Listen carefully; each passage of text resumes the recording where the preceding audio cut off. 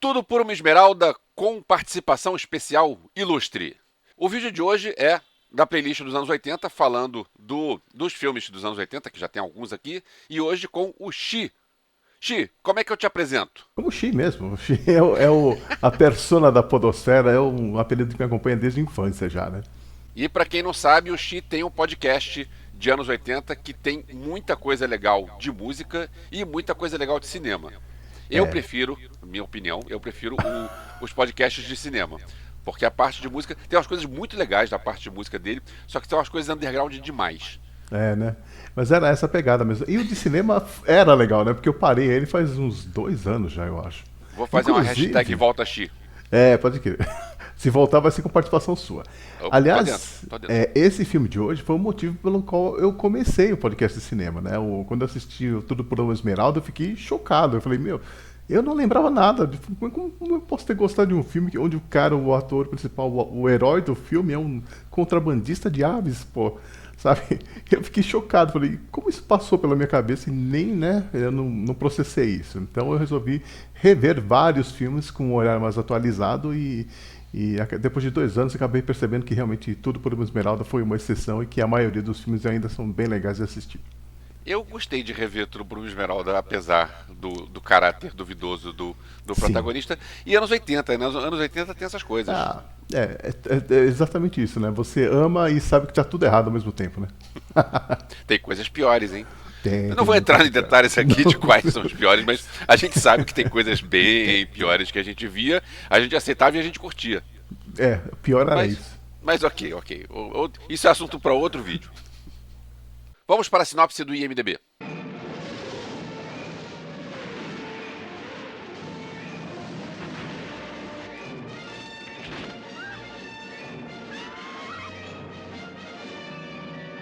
Uma romancista parte para a Colômbia para resgatar sua irmã sequestrada e logo se vê no meio de uma perigosa caça ao tesouro com um mercenário. There's nothing you can say that'll make me go back into that hellhole. Don't bring that up, Ira. Ira, stop it! All right, I'll go back. But this time, you're coming with me. Quando eu faço vídeos para minha playlist de anos 80, eu gosto de trazer informações boas aqui, informações diferentes, porque eu penso, todo mundo já viu esses filmes, várias vezes. Então, para que eu vou chegar e vou falar sobre um filme que todo mundo conhece? Eu gosto de procurar informações. Eu saio catando pela internet, pelo IMDb e Wikipédia, e cato onde eu conseguir informações confiáveis, claro, eu trago para cá para trazer coisas legais para o filme. Quando eu fiz o vídeo sobre a História Sem Fim, eu achei o podcast do Xi. O podcast. Como é que é o nome?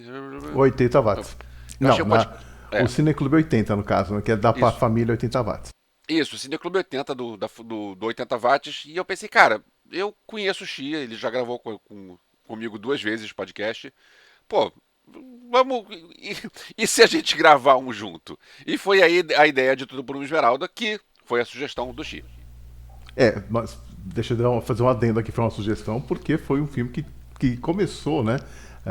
Que me motivou a criar um outro podcast. Foi só por isso, porque dos filmes dos anos 80, eu acho que esse não tá nem na minha lista dos 50 melhores.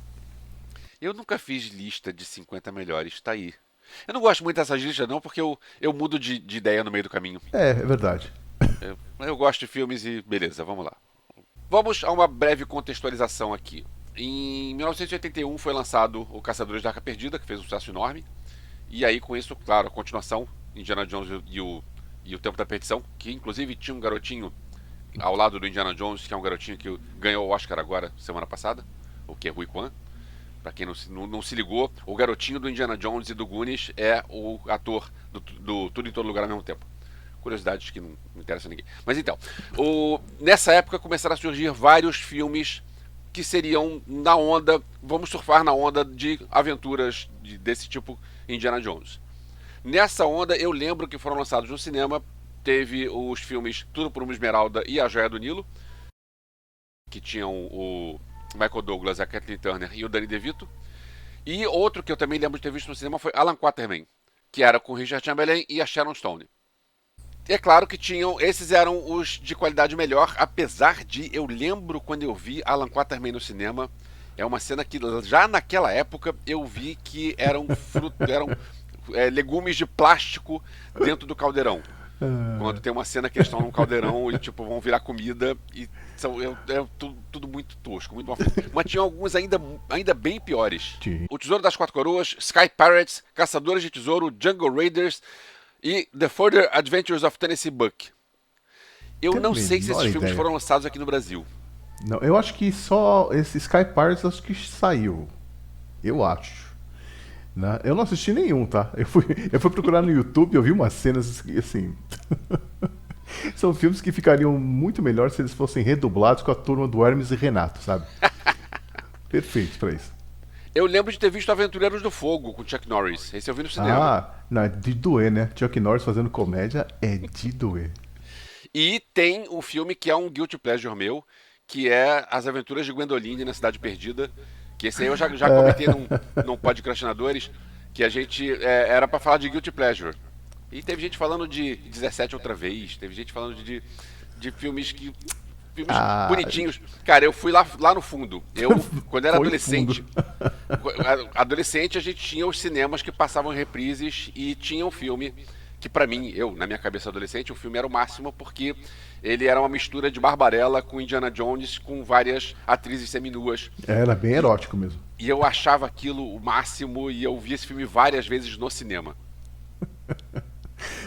Na verdade, sim, basicamente a gente pode considerar o Indiana Jones como sendo a Coca-Cola desse grupo todo aí. O Tudo por uma Esmeralda é a Pepsi. E esses outros aí são os genéricos, né? Baré Cola, Skin Cola, Cool Cola e por aí vai. Dolinho Cola, qualquer coisa assim. Agora, eu revi há pouco tempo o Gwendoline. O Gwendoline envelheceu mal. Tem coisas que são bastante forçadas, bastante esquisitas. Mas bom, não tem como defender Gwendoline. Não. Só assume que você gosta e pronto. Eu assumo que eu gosto. Tudo por uma Esmeralda foi dirigido pelo Robert Zemeckis, que pouco depois ia fazer o filme, talvez o seu filme de maior sucesso, que é o De Volta para o Futuro. Ele fez esse filme em 84, o De Volta para o Futuro foi em 85. Inclusive, foi o sucesso do Tudo por uma Esmeralda ajudou ele ao projeto dele de Volta para o Futuro. Ele ainda ganharia o Oscar anos depois por Forrest Gump. Aliás, esse é o grande mérito desse filme, né? Tudo por uma Esmeralda. É poder trazer o Zemeckis de volta para o mundo do cinema. Que ele estava meio que até parado alguns anos antes de fazer esse filme. E se não fosse por Tudo por uma Esmeralda, não teríamos aí Forrest Gump, não teríamos De Volta para o Futuro e tudo mais, né? Então, assim, obrigado, Tudo por uma Esmeralda. É verdade. A trilha sonora é do Alan Silvestre, que também fez a trilha sonora do De Volta para o Futuro. Mas aqui ele não fez uma trilha tão marcante, eu achei uma trilha genérica. Ok, funciona, mas genérica. Que também é outro, né? Que estava parado também e que teve essa chance, virou amigo do Zemeckis e até hoje. Inclusive, acho que Isso eu não sabia. Pinóquio... Eu sei que eles estão juntos até hoje. O Pinóquio não tem participação dos dois também? Talvez, eu achei esse novo? Pinóquio tão ruim. Eu nem fui ver. Cara, é triste saber que são dois Pinóquios que foram lançados no streaming com diferença de meses e um deles é tão bom, o outro é tão ruim. Aí sempre quando eu vou recomendar o Pinóquio, eu tenho que lembrar, olha só, o Pinóquio bom é o da Netflix, o Pinóquio ruim é o da Disney. Presta atenção. Não vai ver o Pinóquio errado, que você vai ver o Pinóquio errado e vai dizer, pô, você me recomendou o filme é uma porcaria. Pois é, não, o filme que é bom é o outro, é o do Del Toro. Tomara que não seja igual o Homem-Aranha, que todo ano sai um novo, né? Chega de Pinóquio, gente. Chega de... Cara, depois desse do Del Toro, acho difícil, vai demorar um tempo.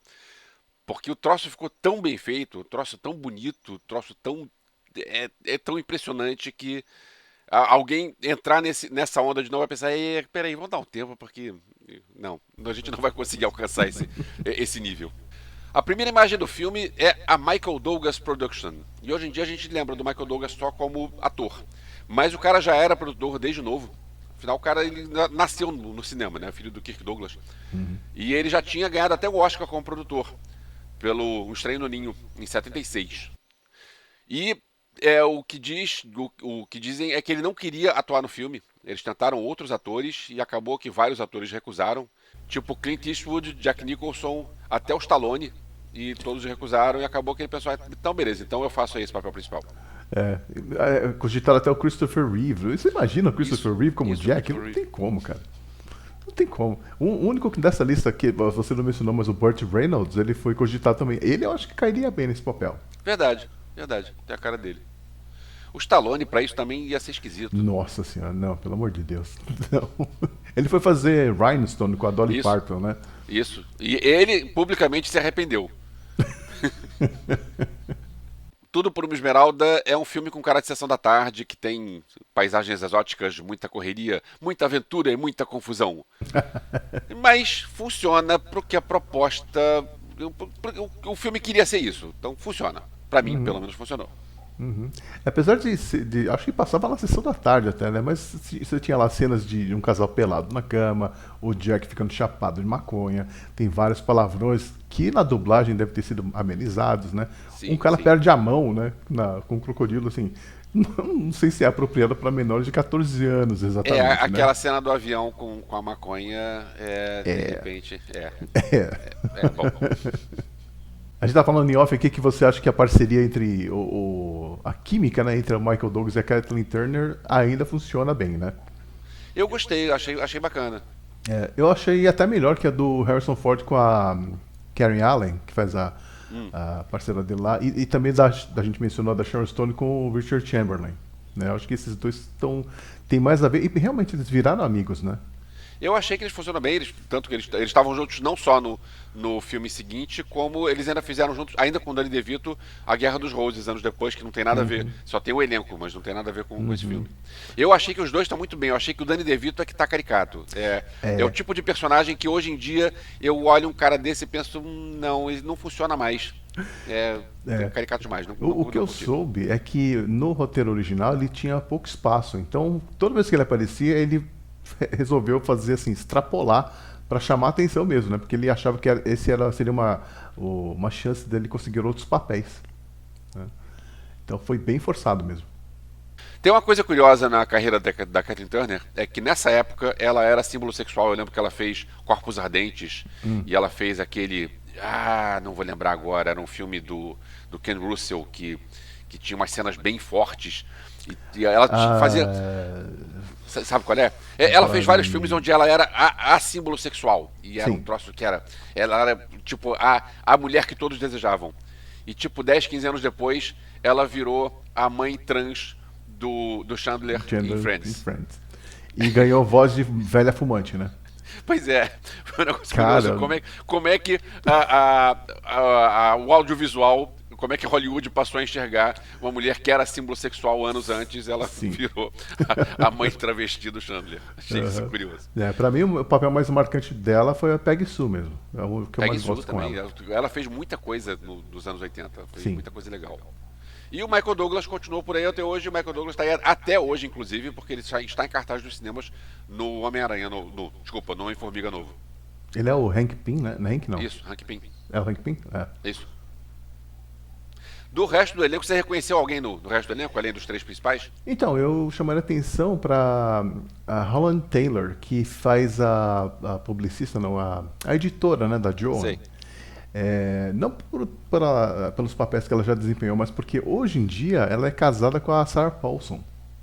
Maneiro. Sabia não. Entendeu? É uma relação interessante, né? Porque acho que ela é 30 anos mais velha que a Sarah Paulson. Essa eu não sabia. É? Quem eu reconheci foi o Alfonso Aral, que ele era diretor, que ele fez Como Água para Chocolate, fez Caminho nas Nuvens, que fez alguns filmes que eu curtia nos anos 90, e ele tá como... Ele é aquele cara traficante, não sei se é traficante... O de bigodão? O do bigodão, isso, aquele cara que tem o Jeep. Sim. A parte dele, inclusive, é uma das partes mais divertidas do filme. Sim. O filme tem vários elementos cômicos, né, pra quebrar um pouco a coisa, porque quando o Zolo aparece, a coisa fica pesada, né? Aí você tem o Danny DeVito e tem esse outro cara pra quebrar um pouco equilibrar a vibe do filme. O filme fez tanto sucesso que logo veio uma continuação, que foi A Joia do Nilo, que não tem o Robert Zemeckis na direção, foi dirigido pelo Lewis Teague, e eu não revi A Joia do Nilo pra saber se funciona ou não. Eu não lembro de absolutamente nada. Você lembra desse filme? Eu assisti uma vez só, não gostei, nunca mais assisti. Mas assistiu na época? Ou... Na época que saiu. Uhum. Eu assisti na época e eu não lembro se eu gostei ou não. Provavelmente eu gostei, porque nessa época eu gostava de qualquer coisa. Mas eu lembro que eles ficavam brigando o filme inteiro, sabe? Foi meio broxante a história. Então foi daí que veio a inspiração pro filme seguinte, que era a Guerra dos Roses. Ah, talvez tenha sido. Já tava no mood, né? Deixa eu fazer uma confissão aqui. Eu lembro qual foi o filme que eu vi no cinema e que eu tive uma iluminação de isso é filme ruim e eu não quero mais ver filmes assim. Que foi quando eu tava no Cinema Palácio, na Cinelândia, vendo Comando Delta, do Chuck Norris. Nossa senhora. E eu pensei, cara, não era o Comando Delta não, era o Invasão USA. E no meio do filme eu pensei, cara, isso é muito ruim. O que eu estou fazendo? Por que eu paguei ingresso? Por que eu entrei aqui no cinema para ver algo tão ruim assim? Cara, E, filmes com Chuck Norris eu não recomendo não. Tirando aquele com o Bruce Lee e olha lá. tem o recente, o Mercenários 2, que ele faz uma participação especial e que é divertida. Não, minto, tem uma série que ele fazia que era o Texas Rangers, que era. Sei, Texas Essa era Rangers. legalzinha. Eu acho todos esses Braddocks, Comando Delta, isso é tudo Nossa, muito ruim. Braddock Mas eu é via muito ruim. porque era aquele negócio, eu era adolescente sem noção que ia pro cinema pra ver o que tá passando. Ah, Então eu via também de era. tudo. E aí, só que chegou, eu agradeço ao Chuck Norris por ter me mostrado o que é um filme ruim. Você tinha limites ali, né? Pois é, foi uma iluminação que eu tive, no meio do filme eu pensei, cara, não, eu posso não ver esses filmes. Existe a opção Exato. de eu não ver esse tipo de filme. Exato. Eu posso ir mais ao Estação Botafogo e menos aos filmes do Chuck Norris. Foi um momento de iluminação na minha vida cinematográfica como cinéfilo. Obrigado, Chuck Norris. Uma coisa que eu queria falar é que esse filme é interessante porque ele apesar de ter sido escrito antes dos Caçadores da Arca Perdida, eu já achava ele meio datado nos anos 80, sabe? Porque quando a década virou, a gente ali em 1980, saiu o filme da Jane Fonda, da Dolly Parton, que a gente falou que era Como Eliminar Seu Chefe. Né? Então já tinha uma presença feminina mais forte lá, a gente já via um movimento feminista mais presente nas telas. Então de um lado você tinha o Rambo, o Rocky, Conan, né? Mas do outro você tinha a Leia, a Ripley, a Sarah Connor, a própria Marion dos Caçadores, né? E a Joan, ela é meio datada já no começo dos anos 80 como muito uma mocinha donzela em perigo. donzela, né? É muito Isso. irritante isso. Isso é uma coisa que me incomodou muito no Gwendoline revendo hoje em dia. Porque se a Kathleen Turner aqui é um pouco isso, a Gwendoline é completamente a donzela em perigo.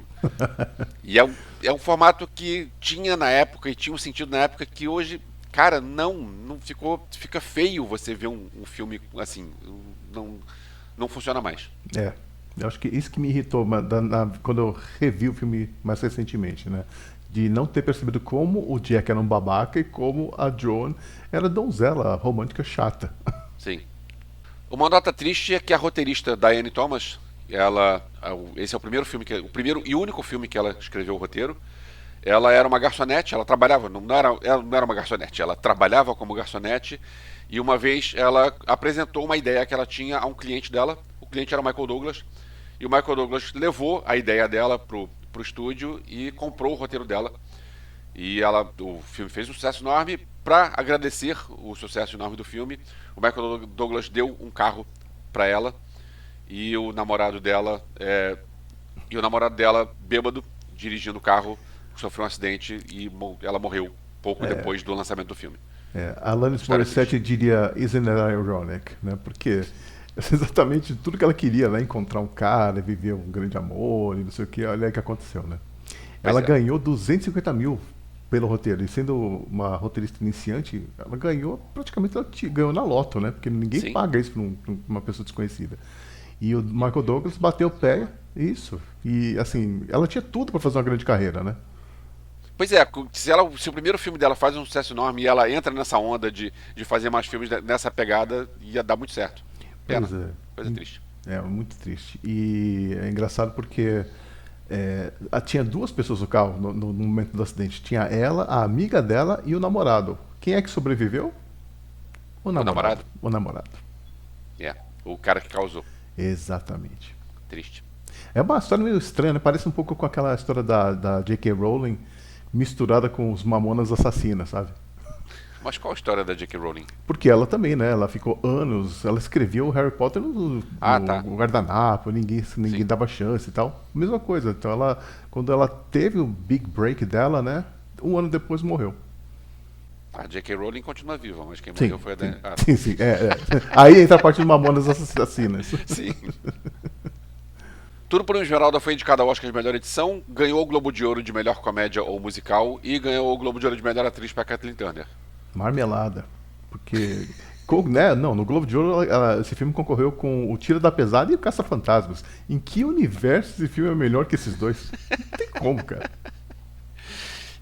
Bom, eu preciso rever. O Caça-Fantasmas eu revi há pouco tempo. Sim. Um é muito bom, o 2 é muito ruim. O Um Tira da Pesada não vejo já tem um tempo.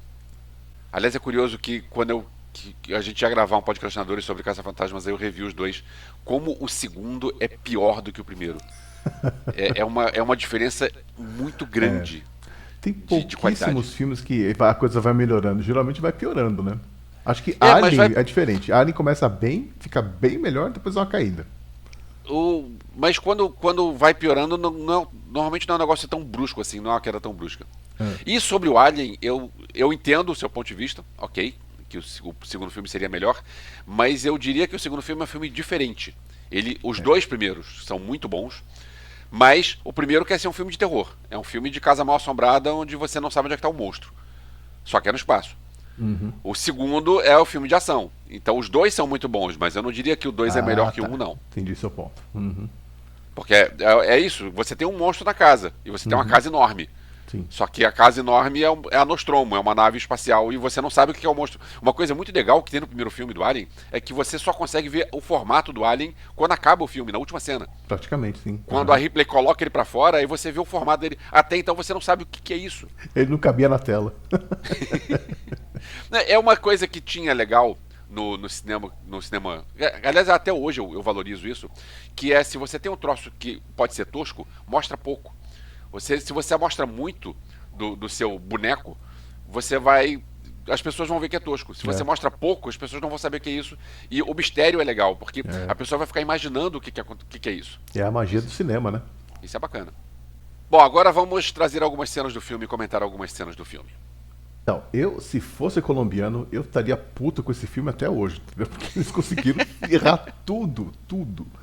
Né? Você tem, desde o Michael Douglas não conseguiu falar Cartagena em nenhum momento, ele fala sempre Cartagena, né? Ele tem outra cidade, Cordoba, cara, pelo amor de Deus, né, meu? Faz mal 10 minutinhos de aula lá de espanhol, você saberia falar direito esses nomes, né? Pergunta pra alguém local. Outra coisa, a produção também não pesquisou nada, né? Porque aquele aeroporto tá parecendo uma rodoviária, sei lá, um país, uma cidadezinha minúscula no interior da Colômbia, não em Bogotá, né? Que já era uma cidade grande. E você trocar aquela placa do ônibus também ficou meio forçado. Ficou forçado. Até porque, tá escrito lá, né, Castilho de San Felipe. O Castilho de San Felipe de Barajas é em Cartagena, então ela pegou o ônibus certo, pô. Isso eu não sabia. Então, eu tive lá em Cartagena, né? Então, assim, esse castelo era só pesquisar, né? A produção não pesquisou nada. A única vez que eu fui pra Colômbia foi quando eu fui tocar com um artista em Tabatinga, que é uma cidade que é na fronteira, metade Brasil, metade Colômbia. Aí eu visitei Letícia, que é a metade colombiana, mas foi a única vez que eu tive na Colômbia. Que legal. E, aliás, uma coisa estranha também, né? De Bogotá até Cartagena de ônibus dá 20 horas. Ela era americana, com o poder do dólar. Pega um voo, em 1h30 você tá lá em Cartagena. Verdade. Então, assim, não faz muito sentido essa parte da história, né? Eu entendo o que você está falando, eu só não sei se... Porque eu lembro como é que o Brasil era tosco nos anos 80. Então, talvez algumas tosqueiras fossem reais. Mas eu não sei. Porco e galinha no aeroporto... Acho que não, né? Forçou. Acho que não, né?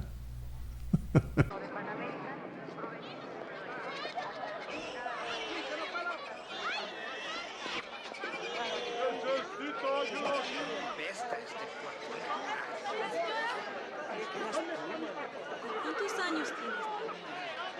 Ay, qué...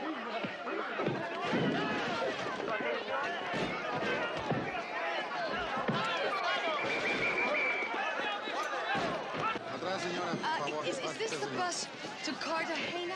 ¿Qué? Oh, Pásele. No se pare atrás, pásele a su es fondo. este el autobús? Súbale. Cartagena. Oh, you speak English. Good. Can you tell me, is this bus going to Cartagena? Yes. Cartagena.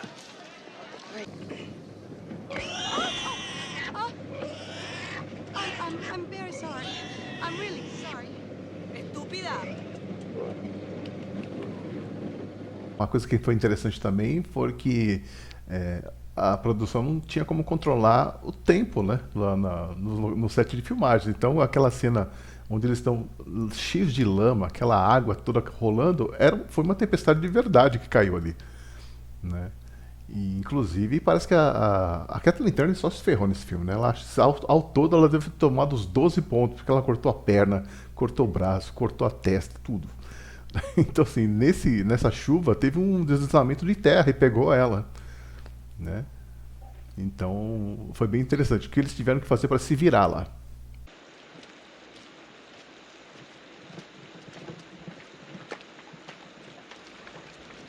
You got any valuables in that suitcase? No. Yes, all my clothes and things. You got an umbrella? No, You got a good pair of walking shoes? they're all like these. Tem a parte do Alfonso Arau, que ele faz um traficante, que é o cara que ele é fã da escritora, da personagem da Kathleen Turner. Então eles vão para um lugar que eles acham que eles vão ser, que eles são cercados por vilões, e aí na hora ele descobre que não, porque todo mundo é fã dela, e aí acaba que o cara que é o chefão dos traficantes é fã dela também, e mostra os livros dela. E é uma cena bem divertida, mas tem uma coisa que me incomodou um pouco nessa cena, que o cara, ele foge de jipe. Sim. E é uma fuga meio... Isso tinha nos anos 80 também, naquele seriado Os Gatões, que o cara foge, deixa a polícia pra trás e ele atravessa a fronteira. Esquadrão Aqui, Classe A também. pois é, aqui eles pulam por um rio. E aí o cara fala, porque esse rio tem sei lá quantos quilômetros pra cima e pra baixo, então eles não vão conseguir atravessar. E aí eu pergunto, como é que ele volta com o jipe? Porque não tinha ponte. Se não tem ponte e ele pulou pra atravessar pro lado, como é que ele vai pular de volta? Assim, não pensa muito. O importante é que ele pulou, entendeu? Pro filme era o que interessava. Voltar são outros 500. Não, se a gente pensar nisso, esse filme tá cheio de coisa que não faz sentido, né? Logo no começo tem uma cena que não faz sentido, que a Joan tá bebendo vinho lá e ela joga a taça na lareira. Ela quebra o prato na lareira. Eu falei, você é preguiça de lavar a louça isso, cara? Pô, não faz sentido, cara. Não faz nenhum sentido. Vaya con Dios, gringo. It's cool. It's cool, really. It's no problem. Vaya con Dios. Oh, Okay, Joan Wilder, write us out of this one. John Wilder? John Wilder? The John Wilder? You are John Wilder, the novelist? yes, I am. I read your books. I read all your books. Come in. Esta es Juanita Wilder, la que escribe las novelas que le leo los sábados. Juanita. Le damos la bienvenida, ¿verdad, muchachos? Juanita, es Juanita. Come in. Adiós, Come in. amiga. I can't believe you're Adiós. here. See that river? What, the one without the bridge? This river is the main water supply for many villages. What do you mean, the one without the bridge? It feeds right into the The Amazon. one without the bridge! Where the hell you going? To Lupus Escape. I used it many times in the past.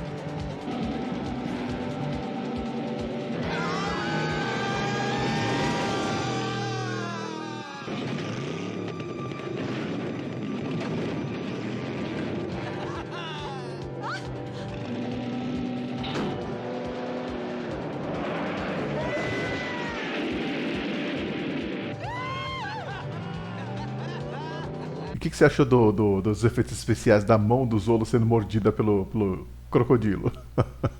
Não me incomodou, não. Quando eu vejo um filme desses dessa época, eu sei que tem efeitos que vão ser assim. Não me incomodou, não. Não foi nada tão marcante que... Eu juro que eu tava assistindo essa cena e rindo, imaginando o Hermes e Renato fazendo a sonoplastia, entendeu?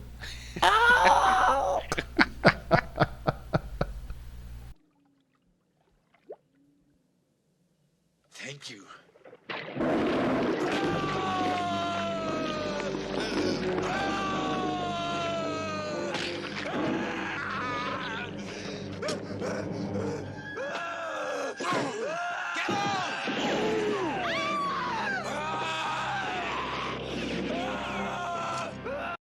Eu achei aquilo meio forçado, né? O cara chegar de iate. Ok, mostra que as botas de crocodilo pra mostrar que ele matou o crocodilo pra conseguir, mas foi meio esquisito aquilo.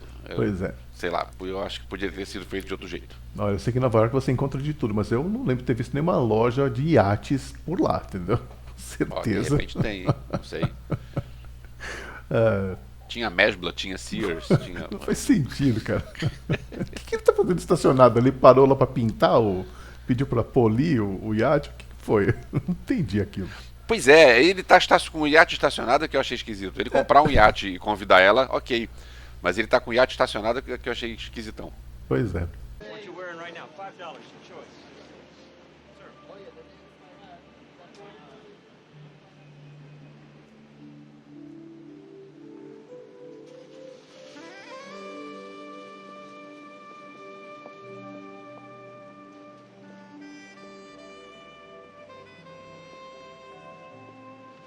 Hey!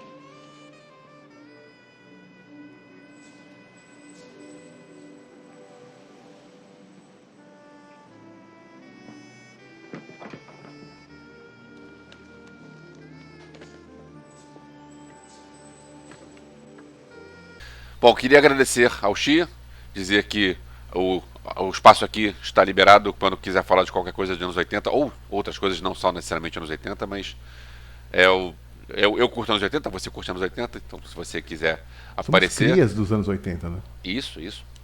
Eu nasci em 71, minha infância e adolescência foi nos anos 80. Eu sou de 68, minha adolescência total, dos 12, Então. né? Até o... E Pois é. muito obrigado pelo convite, adorei.